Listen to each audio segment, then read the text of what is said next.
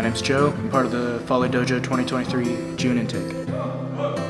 I did 4 years of amateur wrestling and about a year of MMA before I started pro wrestling. I'd not heard anything about Joe. The only thing I knew of him is that he's from my hometown, Portland, Oregon. My name is Tony Cozina and I'm head coach at Fale Dojo. I see a lot of potential in Joe because he's young, but he's mature, and you can tell straight away that he's coachable. My name is Tox Fale and I'm the founder of Fale Dojo. Over the course of the intake, I've noticed that he has been struggling with a lot of things, and I think it's due to his illness. So I'm a type 1 diabetic. The easiest way to explain it medically is my pancreas just doesn't work. So I have to manually control my blood sugar, which turns out to be very difficult. My blood sugar's low, I'm feeling dizzy, nauseous, lightheaded, everything's spinning. I don't have a lot of experience with that other than an old friend of mine, Kyle O'Reilly, has diabetes as well, and so I was around that for a number of years. With Kyle, it was just having the shot that he gave himself. I use an insulin pump, right here. So there's about 300 units of insulin in here, which goes through here and goes into a injection in my stomach.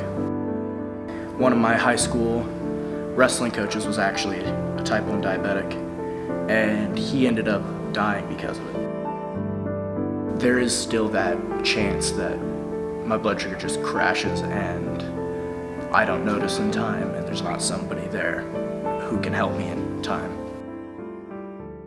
I'm Malcolm. I'm a part of the Fale Dojo June intake 2023. I've known Joe for the past 2 years. He came into Oregon Pro Wrestling School when I've helped coach him up. There you go. And I have a son who's a diabetic as well, so constantly having to stay on him about his meal, checking his sugar and all that. It was kind of that mutual bond of he knows how to take care of it, and I needed somebody to kind of take care of me because I'm an idiot. When we first came out here, I told him that I wasn't his coach.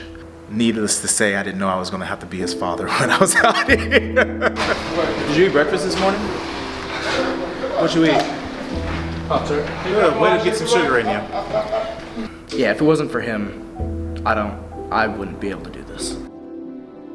We haven't had anybody come through with this type of condition before. If I'm still conscious enough to let somebody know, I'll signal like this, because sometimes when my blood sugar drops, speaking becomes very difficult. I started doing it at football because I couldn't say anything to my coaches on the sideline. So I would just stick my hand up and, hey, get me off of here.